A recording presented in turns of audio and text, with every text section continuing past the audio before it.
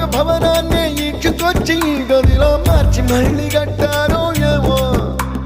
మాయజాలము తెలుసు మంత్రగారడి తెలుసు రెంటి కన్న ఇది ఇంకోటేమో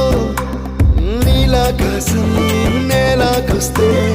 ఇట్టాగే ఉంటాదో ఏమో ఈ సంతోషం దాచాలంటే